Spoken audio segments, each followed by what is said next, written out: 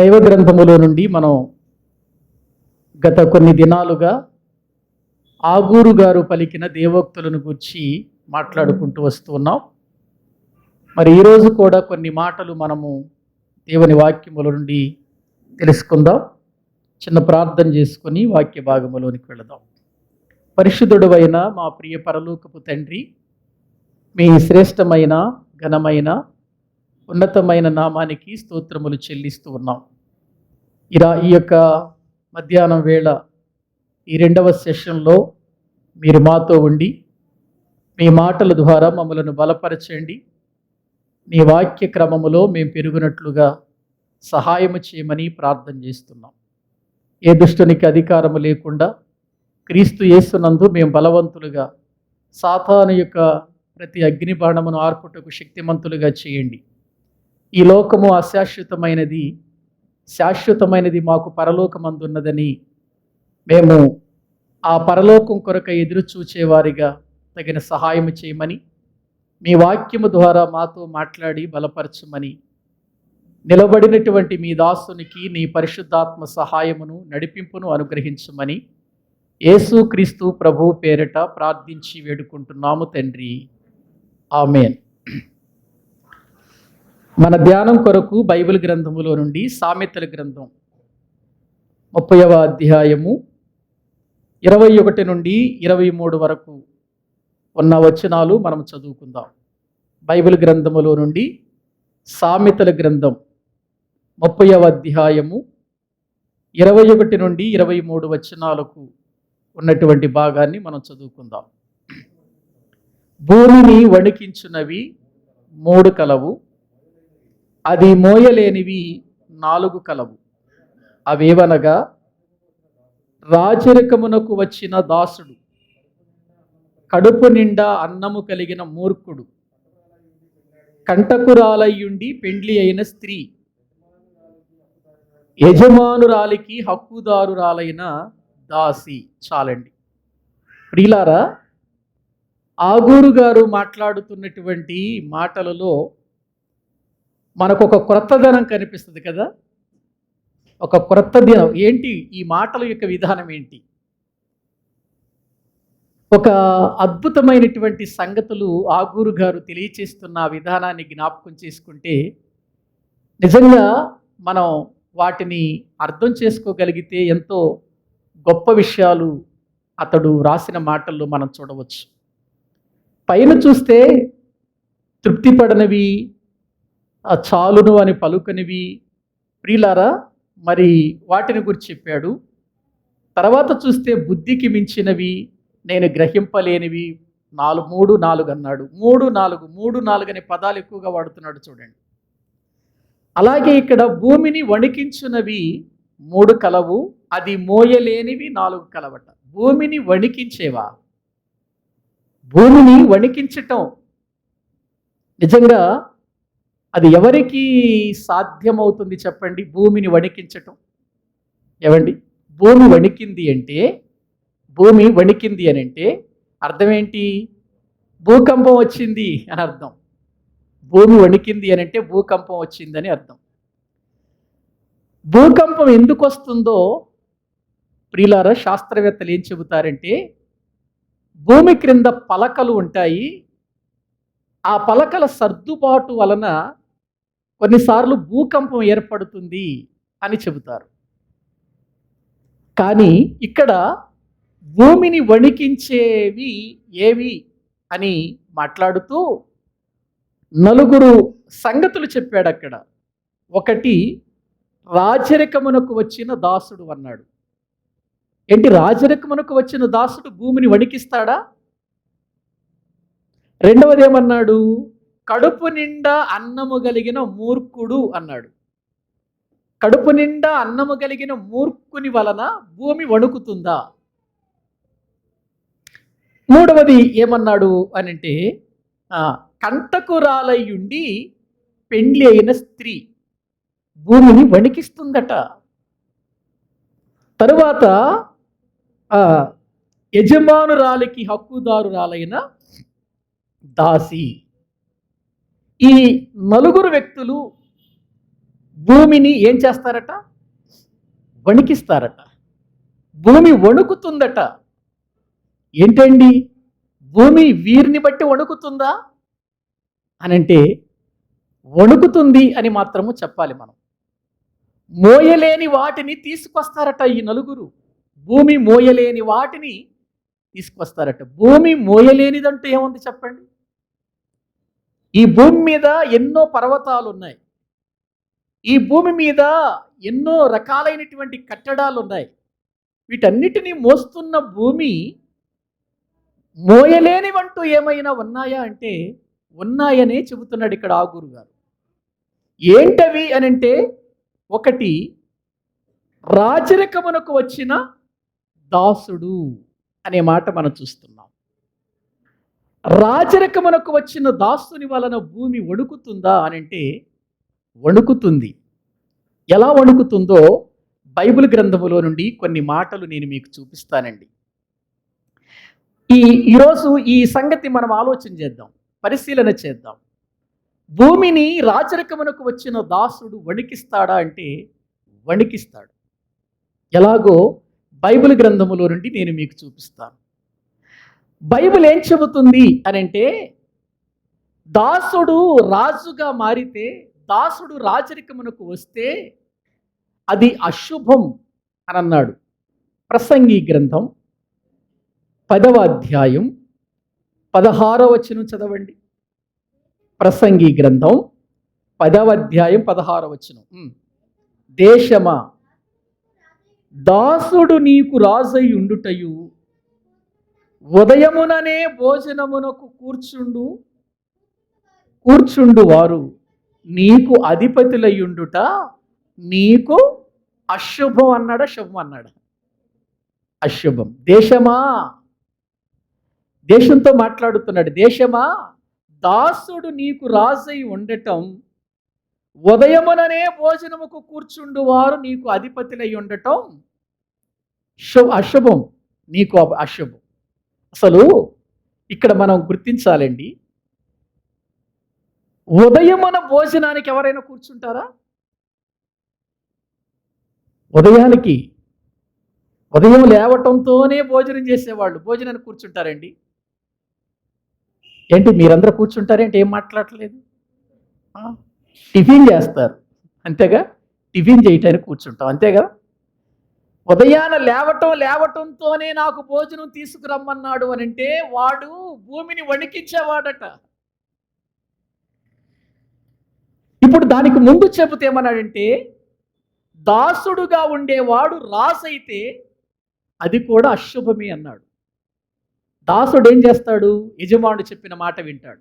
యజమాని చెప్పినటువంటి మాట ప్రకారం అతడు పని జరిగించాలి. తన ఇష్టాన్ని నెరవేర్చుకోవటానికి అక్కడ అవకాశం ఉండదు. దాసుడు యజమానుడు చెప్పినట్టుగా నడవాలే తప్ప, దాసురాలు యజమానురాలు చెప్పినట్టుగా నడవాలే తప్ప, నా ఇష్టం వచ్చినట్లు నేను చేస్తా అని అంటే ఏం చేస్తారండి? యజమానుడు ఉద్యోగంలో నుండి ఓడగొడతాడంతే. దాసుడు యజమానుడు చెప్పినట్టుగా ఉండాలి, నేను యజమానుణ్ణి అన్నట్లుగా ఉండకూడదు.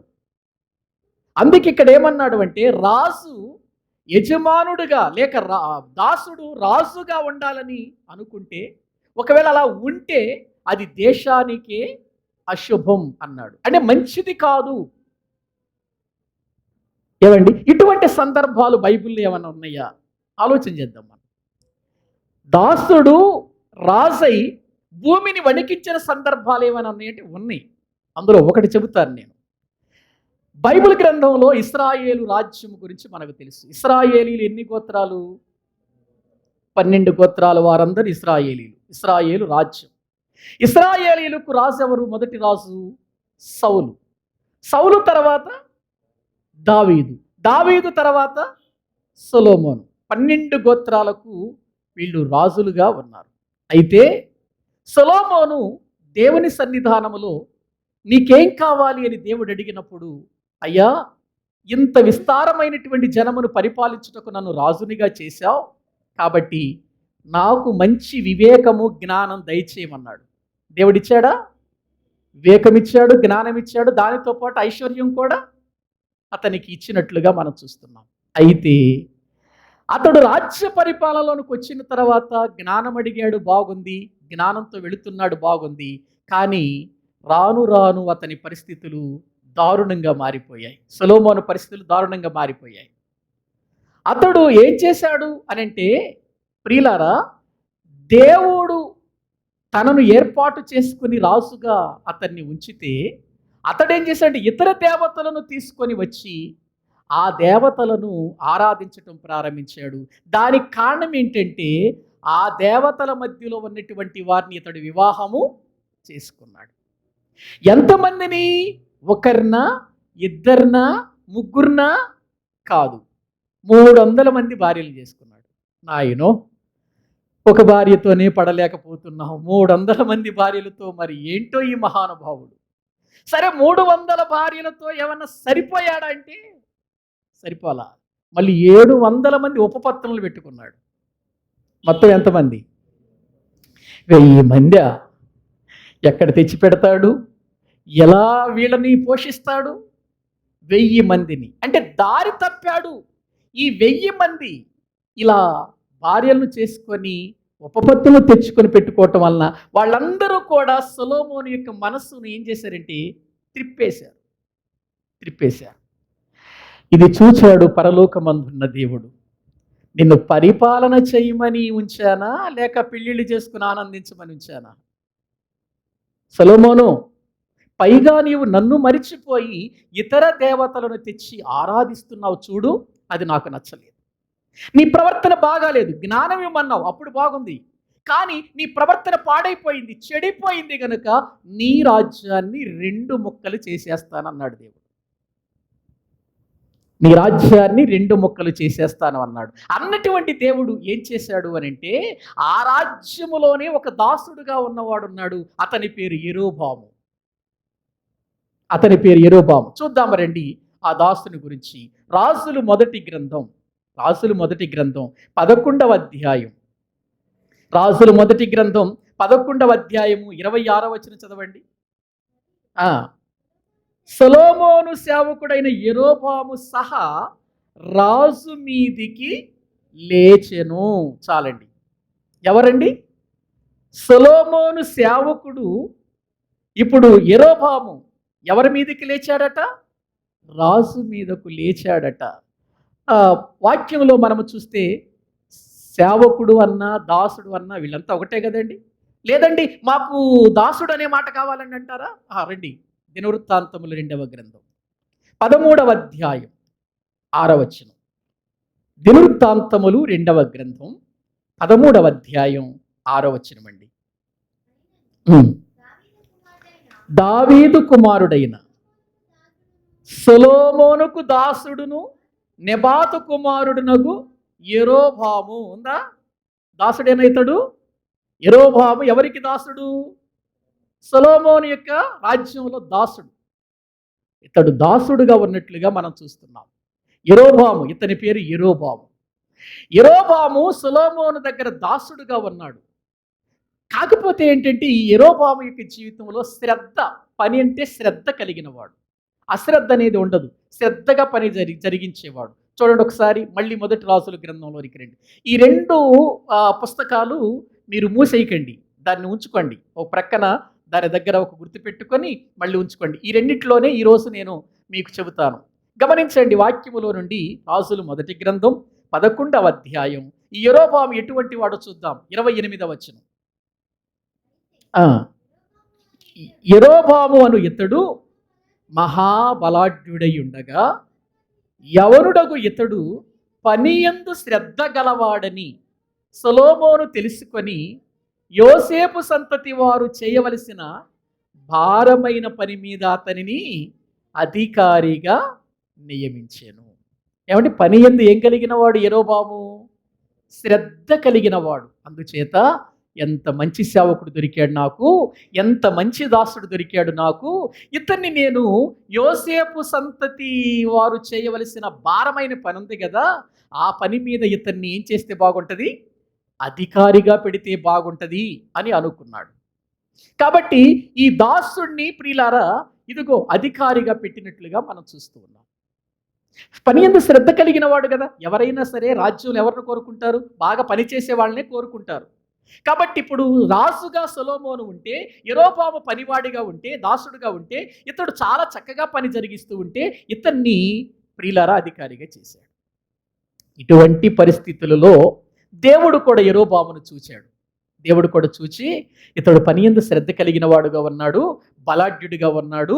కాబట్టి ఈ రాజ్యం 2 ముక్కలవుతుందని సొలొమోనుతో చెప్పాను కాబట్టి నిజంగా ఈ 2 ముక్కలవుతుంది కాబట్టి ఒక ముక్క ఈ యరొబాముకి ఇస్తే బాగుంటుంది అనుకున్నాడు. ఎవరు?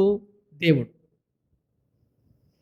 ఇప్పుడు ఎందుకంటే సొలొమోను 12 గోత్రాలను ఏలుతున్నాడు కదా, దేవుని యందు అతడు మార్గం తప్పాడు కదా దేవునిలో నుండి. కాబట్టి ఇప్పుడు రాజ్యాన్ని ఏం చేయాలనుకున్నాడు దేవుడు? 2 భాగాలు చేయాలనుకున్నాడు. కాబట్టి ఒక భాగం ఎవరికి ఇవ్వాలనుకుంటున్నాడు? యరొబాముకి ఇవ్వాలనుకుంటున్నాడు. యరొబాముకి ఇవ్వాలనుకుంటున్నప్పుడు అహీయా అనే ఒక ప్రవక్తను పంపిస్తాడు యరొబాము దగ్గరికి. ఆ అహీయా కొత్త బట్టలు వేసుకొని ఇక్కడ ప్రియులారా ఈ యరొబాము దగ్గరకు వచ్చి వాళ్ళిద్దరూ పొలములో ఉండగా అహీయా ఏం చేస్తాడంటే తన వస్త్రాన్ని తీసేసి కొత్త వస్త్రాన్ని 12 ముక్కలుగా చింపేస్తాడు. 12 ముక్కలుగా ఎందుకు చింపుతాడంటే 12 గోత్రాలు, గోత్రానికి ఒక ముక్క చొప్పున 12 ముక్కలుగా చింపేస్తాడు. చింపేసి 10 ముక్కలు తీసుకెళ్లి యరొబాము చేతిలో పెడతాడు.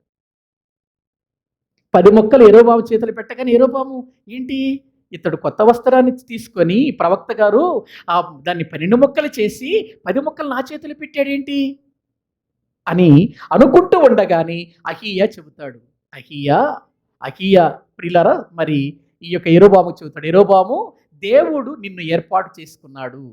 ఎందుకంటే సొలొమోను నా మాట వినలేదు, సొలొమోను నా మాటకు వ్యతిరేకంగా బ్రతికాడు, సొలొమోను మరి అన్య దేవతలను తీసుకొచ్చి నిలబెట్టి ప్రజలను పాపములోనికి దించేశాడు, ప్రజలందరూ తప్పు త్రోవలోనికి వెళ్ళిపోయారు. కాబట్టి ఇదిగో ఈ 10 గోత్రాల వారిని నీ చేతిలో పెడుతున్నాను అని ఆ 10 గోత్రాల వారిని ప్రియులారా యరొబాము చేతిలో దేవుడు పెట్టాడు. అంటే ఇంకా రాజు అవల, యరొబాము ఇంకా రాజు అవల. దేవుడు చెప్పాడు, అహీయా ప్రవక్త ద్వారా చెప్పాడు. అహీయా ప్రవక్త ద్వారా చెప్పినటువంటి ఈ విషయం రాజుగారికి తెలుస్తుంది. ఎవరు రాజుగారు? సొలొమోను గారికి తెలుస్తుంది.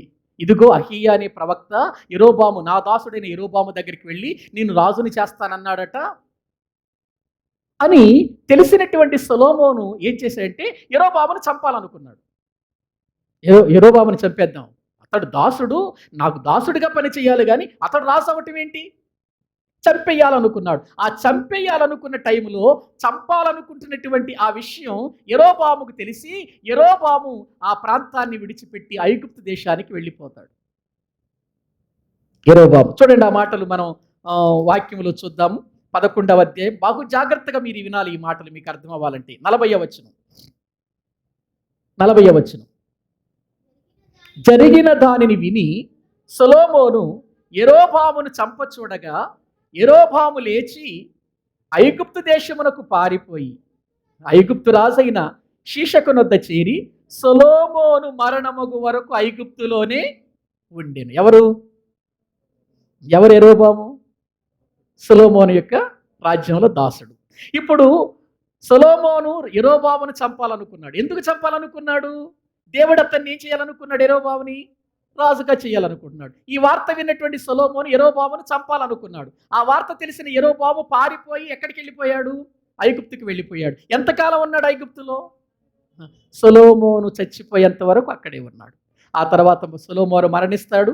సొలొమోను మరణించిన తర్వాత సొలొమోను కుమారుడైనటువంటి రెహబాము పరిపాలనలోకి వస్తాడు.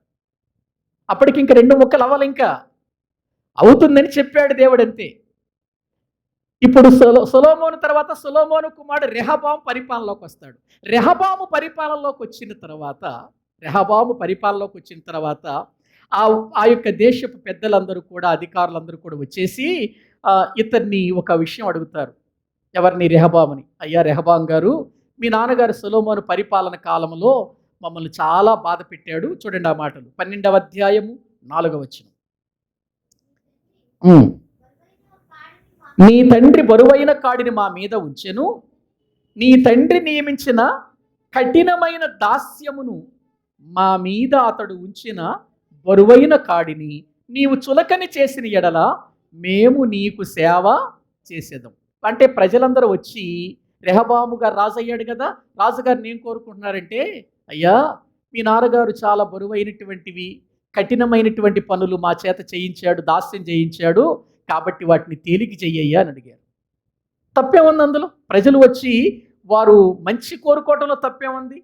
మీ నాన్నగారు బాగా కఠినంగా పరిపాలన చేశాడయ్యా మా మీద, నువ్వు అలా చెయ్యొద్దయ్యా, నువ్వు మంచిగా గనక పరిపాలన చేస్తే మేము నీకు సేవకులుగా ఉంటామని కోరుకున్నారు, బాగుంది. రెహబాం ఏం చేస్తాడంటే, యవనస్తుడు కదా, సరే మీరు ఇంటికి వెళ్ళండి తర్వాత చెబుతానా అని వాళ్ళని పంపించేసి యవనస్తులు పోగు చేస్తాడు. అసలు యవనస్తులు ఏమంటారో చూద్దామని. యవనస్తులందరిని పోగు చేసి, యవనస్తులారా మరి ప్రజలందరూ వచ్చి ఇలా అంటున్నారు, మీ తండ్రి మా మీద బరువులు మోపాడు, కఠినమైన దాస్యం చేయించాడు, అవి తేలిక చేయమంటున్నారు, మరి చేయమంటారా వద్దంటారా అని వీళ్ళని అడుగుతున్నాడు. ఎవరిని అడగాలి? పెద్దల మాట వినాలా, యవనస్తుల మాట వినాలా? యవనస్తులు ఏమన్నారంటే, వద్దొద్దు, నీ తండ్రి పెట్టిన బాధ కంటే, భారం కంటే ఎక్కువైన భారం నేను పెడతానని చెప్పు అని చెప్పమంటున్నారండి. చూడండి ఒకసారి బైబిల్ గ్రంథంలో మనం చూస్తే 10వ వచనం.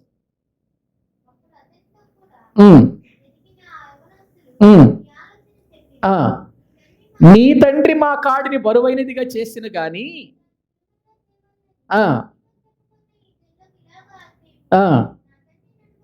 నా తండ్రి నడుము కంటే నా చిటికిన వ్రేలు పెద్దదిగా ఉండును, నా తండ్రి మీ మీద బరువైన కాడిని పెట్టెను, సరే నేను ఆ కాడిని ఇంకా బరువు చేయుదును, నా తండ్రి చుబుకులతో మిమ్మల్ని శిక్షించను, సరే నేను కొరడాలతో మిమ్మును శిక్షిస్తాను. చూసారా, ఇవి చెప్పారండి యవనస్తులు. ఇట్లా చెప్పు, మా తండ్రి కంటే ఎక్కువగా నేను శిక్షిస్తాను, మా తండ్రి మిమ్మల్ని చుబుకులతో కొట్టాడు, నేను కొరడాలతో కొడతాను, మా తండ్రి మిమ్మల్ని బాధ పెట్టింది దానికంటే ఎక్కువ బాధ పెడతాను నేను అని చెప్పమని యవనస్తులు చెబితే, ఆలోచించొద్దండి రెహబాము, ఈ మాట చెబితే ప్రజలు ఎవరన్నా తన దగ్గర సేవ చేస్తారా? మిమ్మల్ని బాగా కొడతాను, మీ మీద భారం పెడతాను, మిమ్మల్ని దాస్యం చేపిస్తానంటే ఎవరన్నా ప్రజలు వస్తారా రాజ్యంలో పనిచేయటానికి? కానీ పెద్దల మాట పక్కన పెట్టేశాడు, ఈ యవనస్తుల మాట చెప్పాడు. ఈ యవనస్తుల మాట చెప్పేసరికి అప్పుడు ఏం జరిగిందంటే, యవనస్తుల మాట విన్నాడు. యవనస్తులకి ఏం తెలుస్తుంది, మనం పెద్దలం కదా, మన మాట వినలేదు, పైగా వాళ్ళు ఏమైనా మంచి సలహా ఇచ్చారంటే లేదు, ఇంకా రాజ్యంలో కఠినమైనటువంటి పరిస్థితులు తీసుకురావాలని వాళ్ళు చెప్పారు, కాబట్టి దావీదులో మాకు స్వాస్థ్యం లేదు, యెషయిలో మాకు భాగము లేదు అని వాళ్ళు బాధపడుతూ వెళ్ళిపోయారండి. బాధపడుతూ వెళ్ళిపోయిన తరువాత అప్పుడు ఐగుప్తులో ఉన్నాడు చూసారా, ఎవరు? సొలొమోను దాసుడైన యెరోబోము. ఆ వ్యక్తి రావటం, ఈ 10 గోత్రాల వారిని తన వైపుకు తీసుకోవటం, 2 గోత్రాలు మాత్రమే రెహబాబుకు ఉండటం, ఇశ్రాయేలు రాజ్యం 2గా చీలిపోయింది. 12 గోత్రాలు చీలిపోయాయి. 10 గోత్రాలేమో ఇశ్రాయేలు రాజ్యంగా, 2 గోత్రాలేమో యూదా రాజ్యంగా మారిపోయాయి. యూదా రాజ్యాన్ని ఏమో దక్షిణ రాజ్యం అన్నారు, ప్రియులార రాజ్యాన్ని ఏమో ఉత్తర రాజ్యం అన్నారు. ఇప్పుడు ఒకే రాజు ఉండవలసిన ప్రజలకి ఇప్పుడు 2 భాగాలైంది కాబట్టి 2 రాజులు కావలసి వచ్చింది. కాబట్టి వీళ్ళకేమో రెహబాము, సొలొమోను కుమారుడైన రెహబాము అన్నాడు, 10 మందికేమో ఇప్పుడు యెరోబాము రాజు అయ్యాడు. కాబట్టి ఇప్పుడు రాజ్యము 2 ముక్కలైన తర్వాత ఇశ్రాయేలీయులకు మొదటి రాజు ఎవరు? యెరోబాము. ఎవరు యెరోబాము? దాసుడుగా ఉన్నవాడు ఇప్పుడు రాజు అయ్యాడు. దాసుడుగా ఉన్నవాడు రాజు అయ్యాడు. దేవుడు ఇతన్ని రాజుగా చేశాడు. గ్రహించండి ప్రియులారా, అటువంటి పరిస్థితులు జరుగుతూ ఉండగా ఈ యెరోబాము ఇక రాజు అయ్యాడు కదా, ఇంతవరకేమో దాసుడుగా పనిచేసుకుంటూ, ఇంతవరకు దాసుడుగా కష్టపడుతూ, ఇంతవరకు దాస్యం చేసుకుంటూ బానిసగా బ్రతికాడు కదా, ఇప్పుడు రాజు అయ్యాడు కదా, సింహాసనం మీద కూర్చున్నాడు కదా, ఇక సింహాసనం మీద కూర్చున్న తర్వాత ఈ మొత్తం నాదే అవ్వాలనుకున్నాడు. ఇక నేను చెప్పినట్టే నడవాలి. ఇతన్ని రాజుగా కూర్చోబెట్టింది ఎవరు? దేవుడు. యెరోబాముని రాజుగా కూర్చోబెట్టింది దేవుడు. కానీ ఇప్పుడు దేవుణ్ణి మరిచిపోయి, దేవుణ్ణి ప్రక్కకు నెట్టేసి, ఇక రాజ్యం నాదే, పరిపాలన నాదే, ఇక నా ఇష్టం వచ్చినట్లుగా నేను పరిపాలన చేస్తానని గర్వం వచ్చేసింది యెరోబాముకి. దాసుడు రాజు అయితే అదే వచ్చేది, అశుభమే. దాసుడు రాజు అయితే అశుభం జరుగుతుంది దేశానికి. ఇప్పుడు అదే జరిగింది. ఇప్పుడు ఏం చేశాడంటే, ఇతడు రాజు అవ్వగానే ఏం చేశాడంటే, ప్రియులారా, ఎటు యెరూషలేము వీళ్ళకి ముఖ్య పట్టణంగా ఉంది. ఎవరికి? యూదులకి.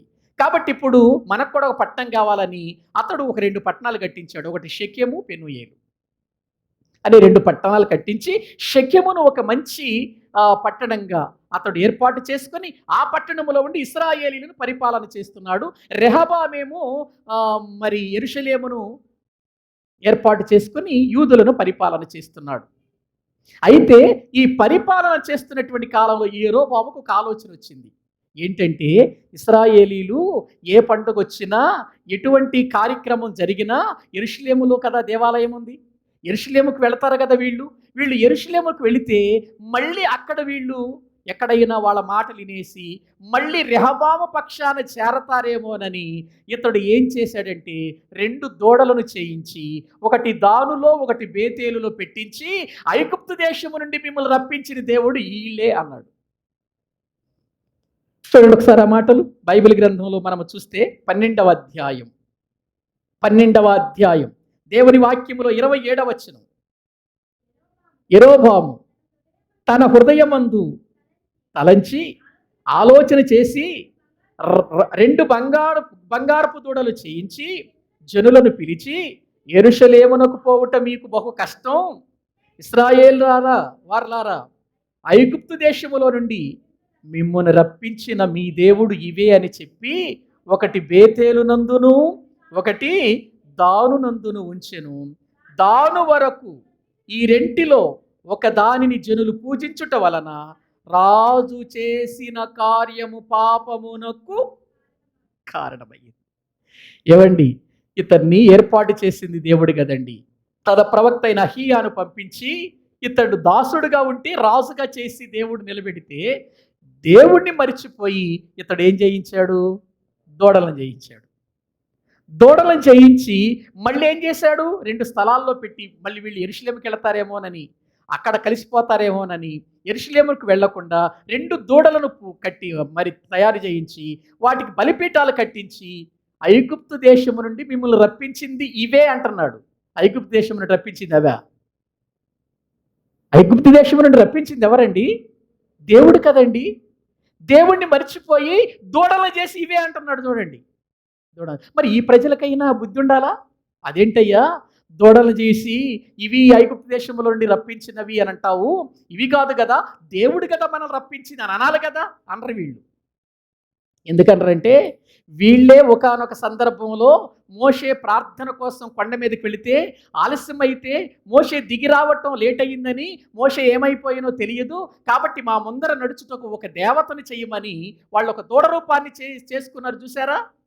వీళ్ళే కదా. మరి ఇప్పుడు దూడలు అనేసరికి వీళ్ళకి బాగా ఇష్టం. అక్కడ ఒక దూడ చేశారు, ఇక్కడ 2 దూడలు. ఇక పర్వాలేదు, ఇక్కడే మనం ఆరాధించుకుందాం అన్నట్లుగా ఇప్పుడు దేవుణ్ణి మరిచిపోయి పాపమునకు కారకుడయ్యాడు యెరోబాము.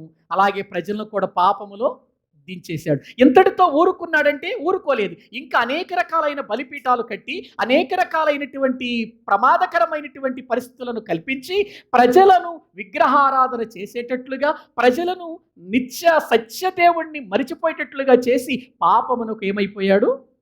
కారణమైపోయాడు. ఇక బలిపీఠాల దగ్గర ఉత్సవాలు జరుగుతున్నాయి, పండగలు జరుగుతున్నాయి.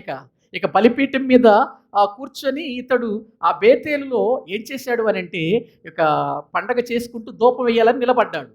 ఆ నిలబడిన సమయంలో దేవుడు చూచి, యెరోబామా, దాసుడుగా ఉన్న నేను నిన్ను రాజుగా చేశాను, ఎక్కడో శ్రద్ధ కలిగి పని చేసుకుంటున్నావు అని నిన్ను తీసుకొచ్చి రాజుగా చేస్తే నువ్వేం చేశావు? నువ్వు మర్చిపోయింది గాక ప్రజలను కూడా ఏం చేశావు? తప్పు త్రోవ పట్టించావు. కాబట్టి నీకు బుద్ధి చెప్పాలి అని అనుకొని ఒక దైవజనుడిని పంపిస్తాడు.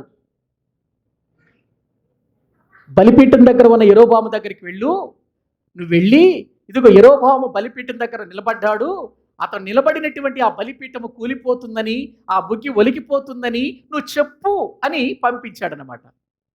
అప్పుడు ఆ దైవజనుడు వచ్చి, యెరోబాము, నువ్వు చేసింది తప్పు, నిన్ను ప్రేమించి దేవుడు నీకు ఒక మంచి మార్గం ఏర్పాటు చేస్తే, దాసుడుగా ఉన్న నిన్ను రాజుగా చేస్తే నువ్వు దేవుణ్ణి మర్చిపోయి ఈ యొక్క బలిపీఠాలు ఏంటయ్యా, ఈ దూడలు ఏంటయ్యా, నువ్వెందుకయ్యా ఇలా చేస్తున్నావు, ఇది తప్పు అని దైవజనుడు వెళ్ళి హెచ్చరిక చేస్తూ ఉంటే, హెచ్చరిక చేస్తే వెంటనే అతని కోపం వచ్చి రాజుని నా మీదే హెచ్చరిక చేస్తావని దైవజనుడని చూడకుండా పట్టుకోండి అతన్ని అని అన్నాడు చెయ్యి చాపి. ఎవరిని? దైవజనుడిని పట్టుకోండి అని కోపంతో చెయ్యి చాపి అన్నాడు. వెంటనే చాపిన చెయ్యి చాపినట్టుగా ఎండిపోయిందండి. చూడండి ఆ మాటలు 13వ అధ్యాయం దేవుని వాక్యములో 13వ అధ్యాయం 4వ వచనం నుండి చదవండి. బేతేలునందున్న బలిపీఠమును గురించి ఆ దైవజనుడు ప్రకటించి మాట రాజైన యెరోబాము విని బలిపీఠము మీద నుండి తన చెయ్యి చాపి వారిని పట్టుకొనమని చెప్పగా అతడు చాపిన చెయ్యి ఎండిపోయెను. దాన్ని వెనుక తీసుకొనుటకు అతనికి ఏమనుకున్నారండి దైవజనుడు అంటే? ప్రియులారా, ఆలోచన చేస్తున్నారా? దైవజనుడి మీద చెయ్యి లేపుతాడా? పట్టుకోండి అంటాడా? ఏమన్నా దైవజనుడు తప్పు చేశాడా? దైవజనుడు ఏమైనా పొరపాటు చేశాడా? నీ పొరపాటును సరి చేయాలని వచ్చాడు, నీ పొరపాటును బాగు చేయాలని వచ్చాడు, నీ పొరపాటులో నుండి నేను బయటికి లాగాలని వచ్చాడు. తాను పొరపాటులో ఉన్నాడు, తాను పాపములో ఉన్నాడు, తాను చేస్తుంది తప్పు, నువ్వు చేస్తుంది తప్పు అని చెప్పటానికి వచ్చిన దైవజనుని మీద చెయ్యి చాపేసరికి చాపిన చెయ్యి చాపినట్టుగా ఏమైపోయింది? ఎండిపోయింది. వెనక తీసుకోవాలనుకుంటాడు కానీ తన వల్ల కావటం లేదు. అప్పుడు మళ్ళీ తగ్గి మళ్ళీ దైవజనుడినే బ్రతిమలాడుకున్నాడు. అయ్యా, మళ్ళీ నా చెయ్యి బాగుపడేటట్టు చేయమన్నాడు. చూడండి అక్కడ 6వ వచనం. అప్పుడు రాజు నా చెయ్యి మునుపటి వలె బాగుగగునట్లు నీ దేవుడిని యెహోవా సముఖమందు నా కొరకు వేడుకోమని ఆ దైవజనుని బతిమాలు కొనగా దైవజనుడు యెహోవాను బతిమాలు కొనిను గనుక రాజు చెయ్యి మరలా బాగై మునుపటి వలె అయ్యింది. ఏమండి, ఎప్పుడైతే తన చెయ్యి ఎండిపోయిందో, చాపిన చెయ్యి చాపినట్టుగా ఉందో, వెంటనే ప్రియులారా ఇక వెనక్కి తీసుకునే పరిస్థితి లేకపోయేసరికి ఆ దైవజనుడు చూసినటువంటి రాజైన యెరోబాము అన్నాడు, అయ్యా నేనేదో తొందరపడి అనేసాను, నా చెయ్యి బాగుపడమని దేవుని వేడుకయ్యా అనగానే నిజంగా దైవజనుడు ప్రార్థన చేశాడు. అంతే కదండి, దైవజనుడు చేసే పనే ఉంది చెప్పండి. ఎవరన్నా వచ్చి అయ్యా మా కొరకు ప్రార్థన చేయంటే ప్రార్థన చేసేవాడే తప్ప దైవజనుడు తిరుగుబాటు చేసేవాడా, దైవజనుడు కొట్టేవాడా, దైవజనుడు తిట్టేవాడా చెప్పండి?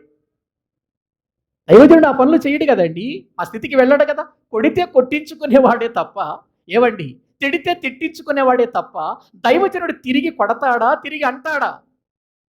అనడు కదా. ప్రియులారా గమనించండి.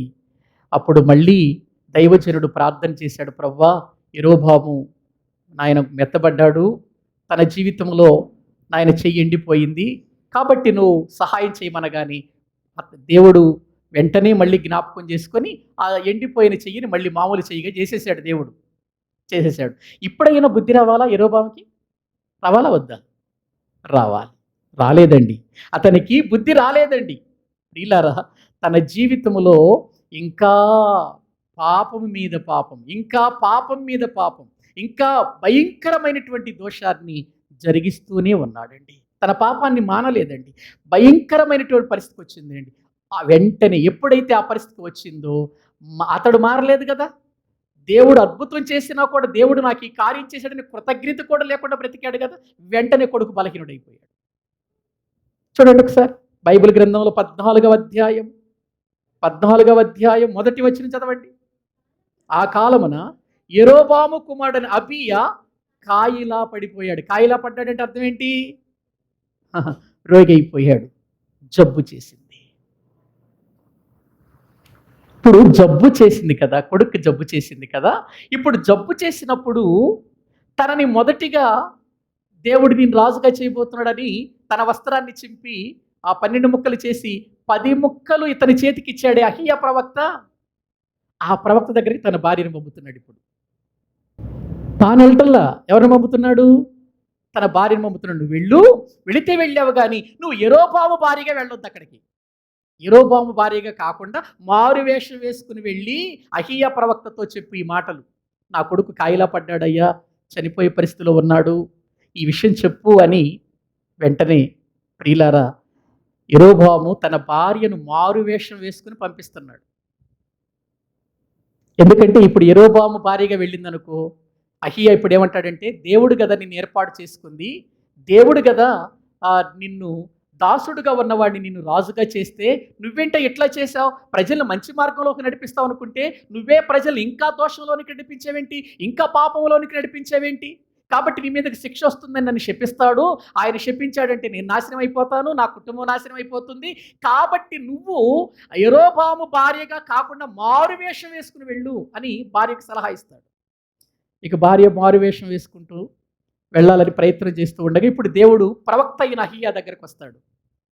అహియా, అహియా, యరొబాము భార్య నీ దగ్గరకు మారువేషంలో వస్తుంది, కాబట్టి ఆమె మారువేషంలో వస్తుంది కనుక నీవు ఆమెతో కఠినమైన మాటలు చెప్పాలి అన్నాడు దేవుడు. మారువేషంతో వస్తుంది నీ దగ్గరికి. యరొబాము భార్యగా రావట్ల, మారువేషం వేసుకొని మరొక స్త్రీగా వస్తుంది ఆమె. కాబట్టి నువ్వు జాగ్రత్తగా ఉండి ఆమె వస్తున్నప్పుడు పలకవలసిన మాటలు ఇవే అని దేవుడు చెప్పాడండి అహియా. సరే, అహియా మనసులో పెట్టుకున్నాడు. ఈలోపు ఆ యరొబాము భార్య మారువేషం వేసుకొని లోపలికి వస్తూ ఉంది. ఆ శబ్దం వినగానే అహియా గారు ఏమంటాడు చూడండి ఒకసారి. 14వ అధ్యాయము 6వ వచనం నుండి చదవండి. అంతలో అహియా ద్వారము లోపలికి వచ్చు ఆమె కాలి చప్పుడు విని ఆమెతో ఇట్లాడాను. ఏమంటున్నాడు? ఈ మారువేషం వేసుకొచ్చింది కదా, కానీ అహియా గారు గుర్తుపట్టేశాడా? గుర్తుపట్టడం కాదు, దేవుడు చెప్పేశాడు విషయం అంతా. కాబట్టి ఇప్పుడు ఆ యరొబాము భార్య చదవండి. లోపలికి రమ్ము, నీవు వేషము వేసుకొని వచ్చుట ఎలా? కఠినమైన మాటలు నీకు చెప్పవలనని నాకు ఆజ్ఞయింది. చూసారా, దేవుడు అహియా ప్రవక్త తెలియచేసేసాడు. అహియా ఆమెను చూడగా ఆ కాలు చప్పుడు వినగానే మాట్లాడేశాడు. యరొబాము భార్య లోపలికి రమ్ము, నువ్వు మారువేషం వేసుకొస్తున్నావు అన్న సంగతి నాకు తెలుసు, దేవుడు చెప్పేశాడు నాకు. నువ్వు అలా మారువేషం వేసుకుని వచ్చావు కదా, రా, కఠినమైన మాటలు నీతో చెప్పాలని దేవుడు చెప్పాడు. ఎందుకంటే నీ భర్త మార్పు చెందలేదు కదా, నీ భర్త ప్రజలను సరైన రీతిలో ఏలుతాడని నేను అతన్ని ఏర్పాటు చేస్తే సొలొమోను తప్పుదారిలో వెళ్ళాడనే కదా నీ భర్తని నేను ఏర్పాటు చేసింది. కానీ అతడు ఇంకా పాపములోనికి నెట్టేశాడు కదా ప్రజల్ని. దాసుడుగా ఉండిన వాడిని రాజుగా చేస్తే అతడు చూడు ఎలా వణికిచ్చేస్తున్నాడో ప్రజల్ని. రా, లోపలికి రా, నేనేం చెబుతానంటే కఠినమైన మాటలు చెప్పమన్నాడు దేవుడు. నేను చెబుతాను విను. ఆ కఠినమైన మాటలు ఏంటో, దేవుడు చెప్పిన మాటలు ఏంటో విను. నేను నీ భర్తను అధికారిగా చేశాను. ఎక్కడో దాసుడుగా ఉంటే, బానిసగా బ్రతుకుతుంటే, పని చేసుకుంటూ ఉంటే నేను అతన్ని రాజుగా చేశాను, అతన్ని అధికారిగా నియమించాను. దావీదుకు తోడైనట్టుగా అతనికి కూడా తోడై ఉండాలనుకున్నాను. కానీ నా మాట వినకుండా నీ భర్త చేసిన పాపము బహు ఘోరంగా నాకు కనబడింది కనుక నీ సంతానములో మగవాడు అనేది లేకుండా ఊడ్చేస్తానన్నాడు దేవుడు. అదే చెప్పాడు. చూడండి ఒకసారి బైబిల్ గ్రంథంలో మనము చూస్తే 7వ వచనం, 14వ అధ్యాయం 7వ వచనం. యరొబాముతో చెప్పవలసినదేమనగా,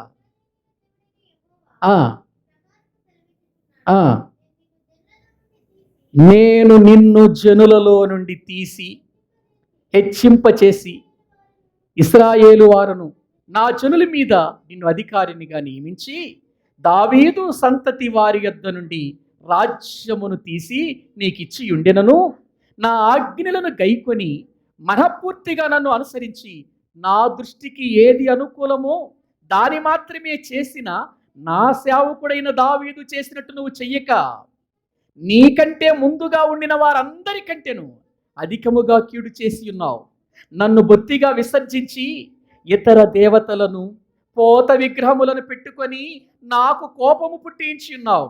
కాబట్టి యరొబాము సంతతి వారి మీదికి నేను కీడు రప్పించుచు ఇశ్రాయేలు వారిలో అల్పులు గాని గనులు గాని లేకుండా మగవారినందరినీ యరొబాము వంశము నుండి నిర్మూలము చేసి ఈ పెంటంతా పోవునట్లుగా ఒకడు అవతలకు దాన్ని ఊడ్చివేసినట్లు యరొబాము సంతతిలో శేషించిన వారిని నేను ఊడ్చేస్తా. యరొబాము, ఏమనుకుంటున్నావయ్యా దేవుడంటే ఏమనుకుంటున్నావు?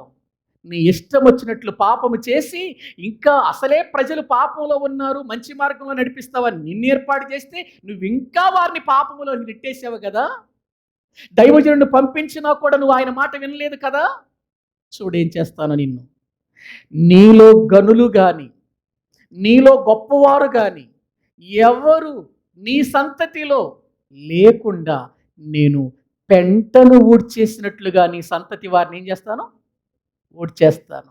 బా, ఎంత భయంకరమైన పరిస్థితి అండి. ఒక్కసారి ఆలోచించండి ప్రియులారా. నేను ఒక విషయాన్ని చెబుతున్నాను. ప్రజలను ఒక మంచి మార్గంలో నడిపించిన వాడు నిజంగా ఇదిగో ఏ స్థితికి వెళ్ళిపోతాడో ఇక్కడ వ్రాయబడింది. చివరికి యెరోబాము పరిస్థితి ఎలా ముగిసిందో తెలుసా అండి? ఒకసారి చూడండి 13వ అధ్యాయం. ప్రియులారా, ఇతడు ఇంకా చాలా పనులు చేశాడండి. ఇతడు మరి యాజకులు కానిటువంటి వారిని యాజకులుగా పెట్టాడు, లేవీలందరినీ కూడా తరిమేసేసాడు. ఇతడు సామాన్యమైనటువంటి విధానంలో ప్రియులారా మరి ఆ యొక్క దేవతల మీద ఆరాధికులను పెట్టించినట్లుగా మనం చూస్తున్నాం. ఇటువంటి పరిస్థితులు చూచిన దేవుడు 34వ వచనం చదవండి, 13:34.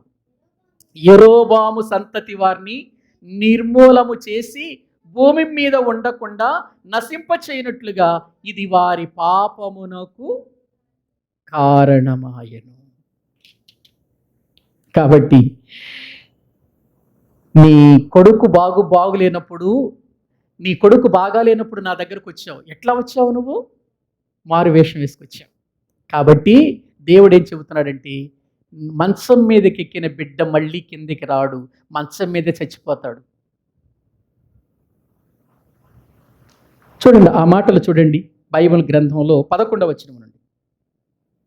పట్టణమందు యెరోబాము సంబంధులలో మరణమగు వారిని కుక్కలు ఏమండి పాతిపెట్టే అవకాశం కూడా లేదా? కుక్కలు తినే పరిస్థితి వచ్చిందా? కుక్కలు తినే పరిస్థితి. కుక్కలు తినును. బయట భూమిలో మరణమగు వారిని ఆకాశ పక్షులు, లోపలి వారు మరణిస్తే కుక్కలు తింటాయట, ఒకవేళ వారు బయట మరణిస్తే ఆకాశ పక్షులు తింటాయట. యెహోవా మాట ఇచ్చి ఉన్నాడు. చదవండి. కాబట్టి నీవు లేచి నీ ఇంటికి పొమ్ము, నీ పాదములు పట్టణములో ప్రవేశించినప్పుడే నీ బిడ్డ చచ్చిపోతాడు. యెరోబాము భార్య, నీవు వేషం వేసుకున్న నా దగ్గరకు వచ్చావే, నీ భర్త మార్గం సరిగా లేకుండా నా దగ్గరకు వచ్చావే, మీరు మార్పు చెందకుండా పాపానికి ప్రజలు పాపం చేయటానికి కారకులయ్యారే. చూసారా? ఇప్పుడు నువ్వు తిరిగి ఇంటికి వెళతావే, నువ్వు ఇంటిలో అడుగు పెడుతూ ఉండగానే నీ కొడుకు చచ్చిపోతాడు. దేవుడు చెబుతున్నాడండి, దేవుడు చెబుతున్నాడు. కారణం ఏంటో తెలుసా? భూమిని వణికించినంత పని చేశాడు ఈ యెరోబాము. దాసుడిని రాజు చేస్తే అశుభం వచ్చిందా, అశుభం వచ్చిందా? ఏమండి, దేశానికి ఏమొచ్చింది? మీరు అలా చదువుకుంటూ వెళ్ళండి. అతడు ఇంకా చాలా గొప్ప కార్యాలు చేశాడు అనుకోండి ప్రియులారా, భయంకరమైన కార్యాలు చేశాడు. అతడు చివరికి దేవుడు ముత్తేశాడు, యెరోబామును కూడా ముత్తేశాడు. ఒకసారి చూడండి దినవృత్తాంతములు 2వ గ్రంథం 13:20 చదవండి.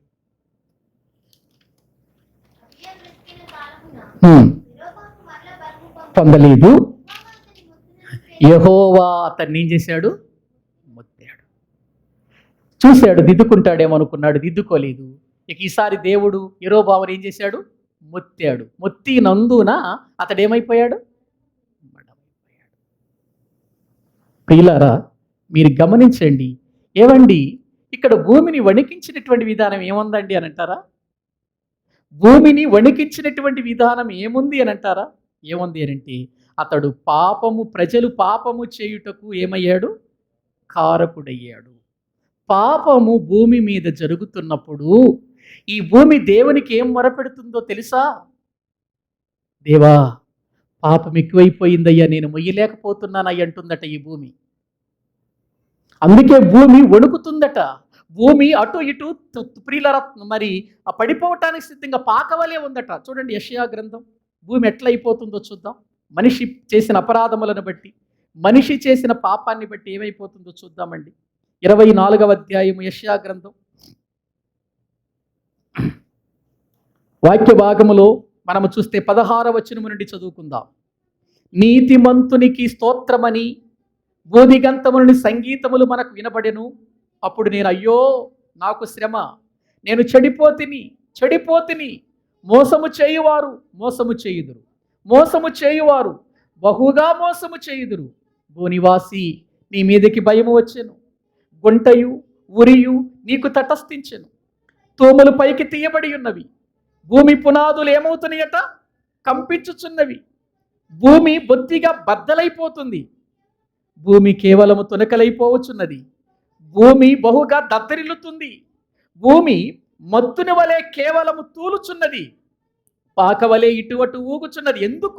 ఎందుకు అంటే దాని అపరాధము దాని మీద భారముగా ఉన్నది. చూసారా?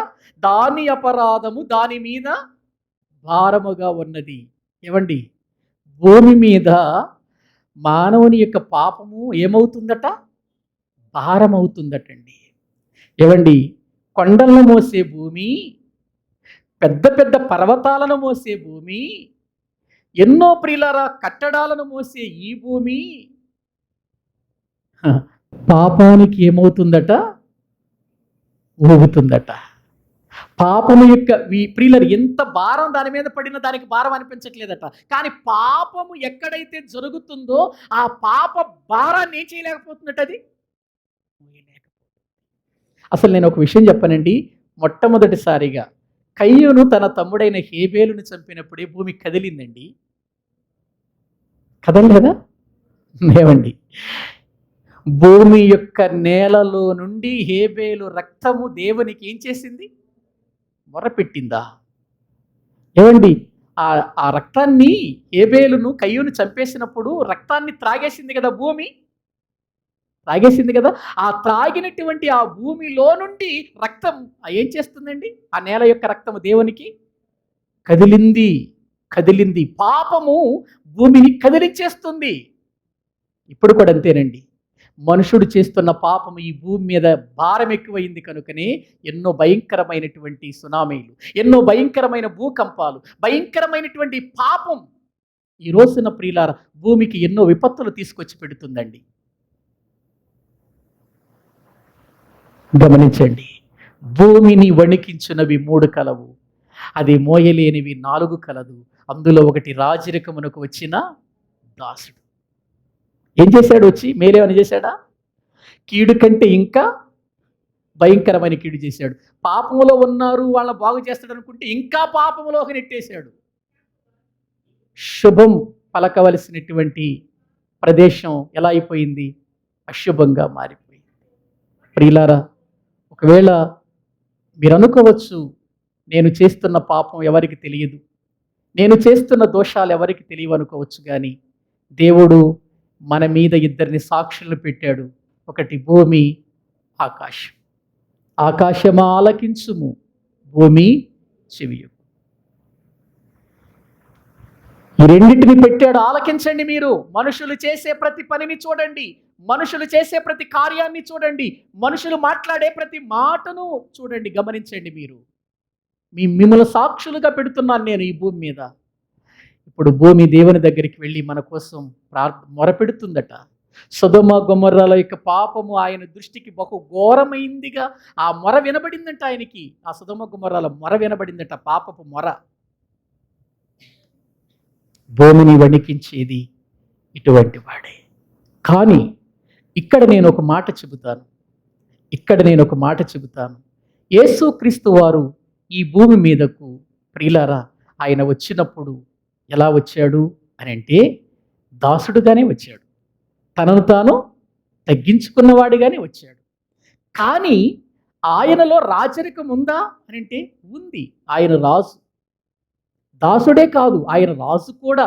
రాజుగానే పుట్టాడు ఆయన. కానీ దాసుని స్వరూపమును దాల్చుకున్నాడు. మనుషుని పోలికగా పుట్టి భూమి మీదకి వచ్చాడు. మనందరి పాపాలు తన మీద వేసుకున్నాడు. భూమి మీద కాదు వేసింది ఆయన, తన మీద వేసుకున్నాడు. మనందరి కొరకు సిలువలో బలైపోయి యేసు ప్రభువారు మనకేం చేశాడో తెలుసా? పాపమనే దాస్యములో ఉన్న మనలను, పాపములో దాసులుగా బ్రతుకుతున్న మనలను రాజులైన యాజకులుగా చేశాడు. ఇప్పుడు మనం ఎవరని చెప్పండి? రాజులైన యాజక సమూహం. ఇప్పుడు దాసులుగా ఉన్నటువంటి మనల్ని తీసుకొచ్చి ఏం చేశాడు? రాజులుగా చేశాడు. మరి నువ్వు ఈ భూమి మీద శుభం కలిగిస్తున్నావా, అశుభం కలిగిస్తున్నావా? గమనించు. ప్రియులారా, సొలొమోను మాట్లాడినటువంటి మాట కాదు మనకు కావాల్సింది, క్రీస్తు మాట్లాడిన మాట కావాలి. క్రీస్తు వారు ఈ భూమి మీద ఉండగా, ఈ భూమి మీద జీవిస్తూ ఉండగా ఎక్కడైనా ఆయన భూమికి భారమయ్యాడా? ఆయన మాట కానీ, ఆయన క్రియలు కానీ, ఆయన తలంపులు కానీ ప్రియులారా ఎక్కడైనా భూమికి భారమయ్యాయా? అవ్వలేదండి. మరి ఆయన్ని కలిగినటువంటి మన జీవితంలో భూమికి భారమైపోతున్నాం. మన పాపాలు భూమికి భారమైపోతున్నాయి, మన దోషాలు భూమికి భారమైపోతున్నాయి. యెరొబాము యొక్క దారిలో వెళ్ళిపోతున్నాం మనం కూడా. యెరొబాము దారిలో వెళ్ళిపోతే అది అశుభమే కానీ శుభము కాదు. క్రీస్తు దారిలో ఉంటే అది నీకు శుభం. యెరొబాములాగా కుటుంబాలను నాశనం చేసుకుందామా? శాపాన్ని తెచ్చుకుందామా? దేవుడు నిన్ను ఏర్పాటు చేసుకొని నిన్ను ఒక రాజు స్థానంలో కూర్చోపెట్టాడు. నువ్వు ఈ భూమి మీద ఒక పరిశుద్ధుడివి. పాపములో ఉన్న వారిని పరిశుద్ధతలోనికి నడిపించవలసిన వాడివి. పాపములో ఉన్న వారికి పరిశుద్ధతను గురించి చెప్పాల్సిన వాడివి. నువ్వే తప్పు చేస్తే, నువ్వే పాపం చేస్తే, నువ్వే భూమికి భారమైపోతే యెరొబాము లాంటి స్థితి కాదా మనది? ఆ గతి మనకు రాదా? మన కుటుంబానికి రాదా? మన సంతతికి రాదా? ఎందుకు తెచ్చుకుంటామండి? ఎందుకండి స్థితి? రాజరికమునకు వచ్చిన దాసుడు అనే మాట మాట్లాడింది ఎవరంటే ఒక దాసుడే మాట్లాడాడు. ఎవరు? ఆగూరు గారు. ఆగూరు గారు ఎవరండి? సొలొమోను యొక్క దాసుడే కదా ఆయన కూడా. సొలొమోను జ్ఞానులలో దాసులలో ఒకడే కదా ఆగూరు గారు. ఆయన మాట్లాడుతున్న మాటలు చూడండి. ఈ దినాన్న వాక్యం వింటున్న ప్రియ సహోదరి సహోదరులారా, పరలోకమందున్న దేవుడు కూడా అదే మనల్ని చూసి ఆయన మాట్లాడుతున్నాడు. నా కుమారుడైన యేసుక్రీస్తును పంపించాను, మీ కొరకు సిలువలో బలి చేశాను, మీ అందరినీ రాజులుగా, యాజకులుగా, ఏర్పరచబడిన వంశముగా, పరిశుద్ధ జనముగా మిమ్మల్ని చేశాను. కానీ మీరు అలా బ్రతుకుతున్నారా? ప్రజలను మంచి మార్గములోనికి నడిపించవలసిన మార్గదర్శకులుగా ఉండవలసిన మీరే పాపము జరిగిస్తూ ప్రజలను ఇంకా పాపములోనికి నెట్టివేస్తున్నారా? బాధపడుతున్నాడు ఆయన. భూమిని వణికిస్తుంది పాపం, భూమిని కంపింపచేస్తుంది పాపం, భూమిని పాకవలే పడిపోయేట్లుగా చేస్తుంది పాపం. అందుకే ప్రియులారా, వద్దు.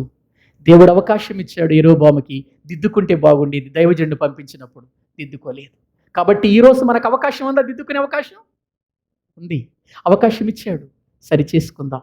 మనలో ఎక్కడ దోషం మనలోనికి రాకుండా, ఎక్కడ మనము పాపము చేసి భారం కాకుండా, భూమిని వణికించే వారిగా కాకుండా పరిశుద్ధతలోనికి ఈ ప్రజలను తీసుకుని వెళ్ళాలి. అది దేవుడు మనకిచ్చిన బాధ్యత. పాపముతో నిండిన ఈ భూమిని దేవుడు కాల్చివేయబోతున్నాడు, నాశనం చేయబోతున్నాడు. ప్రియులారా, నిన్ను నన్ను ఒక నూతన సృష్టిగా చేశాడు, నూతన భూమిగా చేశాడు, నూతన ఆకాశముగా చేశాడు. మళ్ళీ పాపంతో ఉండాలనా? పాపంతో బ్రతకాలనా? కాదు. నువ్వు ఈ లోకములో ఒక రాజువి. ఎటువంటి రాజు అంటే దాసుని స్వరూపము దాల్చుకున్న రాజు ఎలా బ్రతికాడు ఈ భూమి మీద, అటువంటి విధానములు బ్రతకాలి. నీ ఇష్టం నెరవేర్చుకోవటానికి నీకు అధికారం లేదు. ఎవరి ఇష్టాన్ని నెరవేర్చాలి ఇప్పుడు నువ్వు? దేవుని ఇష్టాన్ని నెరవేర్చే రాసు, దేవుని చిత్తాన్ని నెరవేర్చే రాసు. కాబట్టి మన జీవితాలు భూమిని పాడు చేసేదిగా ఉండకూడదు, కానీ భూమిని పండించేదిగా మన బ్రతుకులు ఉండాలి. అందుకే ఇక్కడ ఆగూరు గారు మాట్లాడుతున్న మాటలు, భూమిని వణికించునవి 3 కలవు, అది మోయలేనిది 4 కలవు. అందులో మొదటిది ఏంటి చెప్పండి? రాజరికమునకు వచ్చిన దాసుడు. నువ్వే దాసుడు? నువ్వే దాసుడుగా ఉన్నావు? భూమిని పాడు చేసే దాసుడువా? భూమిని దేవుని యొక్క మాటలతో వెలిగించే దాసుడువా? పరిశీలన చేసుకుందాం. శాపగ్రస్తులుగా మారద్దు, దీవెనకరమైన వ్యక్తులుగా మారదాం. ఎన్ని శ్రమలు వచ్చినా, ఎన్ని కష్టాలు వచ్చినా, ఎన్ని ఇరుకులు వచ్చినా, ఎన్ని అవమానాలు వచ్చినా మనం చూడవలసింది దేవుడినేనండి. ఈ లోకములో ఇవాళ కాకపోయినా రేపైనా చనిపోతామండి. చనిపోయిన తర్వాత మనం మన రారాజైనటువంటి ఆ ప్రభు ప్రక్కన కూర్చోవాలంటే ఈ లోకములో మనం ప్రియులారా దేవుడు చెప్పినట్లుగా బ్రతకాలి కదండి. అలా బ్రతకటానికి ఇష్టపడదాం. తలలు వంచండి, ప్రార్థన చేసుకుందాం. తలలు వంచండి, ప్రార్థన చేసుకుందాం. అందరూ కూడా మోకరించి ప్రభు పాదాలు పట్టుకొని ప్రభు సహాయాన్ని కోరదాం. ప్రభువా, నిజంగా యెరొబామును నువ్వు ఏర్పాటు చేసుకొని మంచివాడిగా బ్రతకాలనుకుంటే, దాసుడైనటువంటి అతడు రాజరికమునకు వచ్చి రాజ్యాన్ని పాడు చేశాడయ్యా. నా వలన ఒకవేళ నా కుటుంబం పాడైపోతుందేమో, నా వలన నా కుటుంబం బాగుపడాలి, నా వలన సమాజం బాగుపడాలి, నా వలన ఈ దేశం బాగుపడాలి. కానీ నన్ను బట్టి నా కుటుంబం పాడైపోతుందేమో, నా సమాజం పాడైపోతుందేమో, నన్ను బట్టి నాయన ఈ భూమి భారముతో, పాపపు భారముతో కంపిస్తుందేమో. అయితే నన్ను క్షమించు నాయన. క్రీస్తు రక్తములో కడగబడిన నేను పరిశుద్ధనిగా ఈ భూమి మీద బ్రతికినంత కాలము నీ మాటలు నెరవేరుస్తూ నీవున్న లోకానికి చేరుకున్నట్లుగా చేయండి. ప్రభు బల ఎద్దుకు వస్తున్నాను. రక్త మాంసాలలో పాలు పంపులు పొందుతున్నాను, కానీ నా బ్రతుకులో ఎన్నో రకాలైన దోషాలు కనబడుతున్నాయి, పాపాలు కనబడుతున్నాయి. తండ్రి, నన్ను జ్ఞాపకం చేసుకొని నన్ను క్షమించి నీ నుండి ప్రభు నేను దూరము కాక మీలో నిలిచేటట్లుగా చేయమని ఎవరికి వాళ్ళు దేవుని సన్నిధిలో విమర్శ చేసుకుందాం. ప్రభు బల్ల ఎందుకు వస్తున్నాం, మళ్ళీ మనము దేవునికి అప్పగించుకొని ప్రార్థన చేసుకుందాం. ప్రార్థన. మా ప్రియ పరలోకపు తండ్రి, మీ శ్రేష్టమైన, ఘనమైన, ఉన్నతమైన నామానికి స్తుతులు చెల్లిస్తూ ఉన్నాం.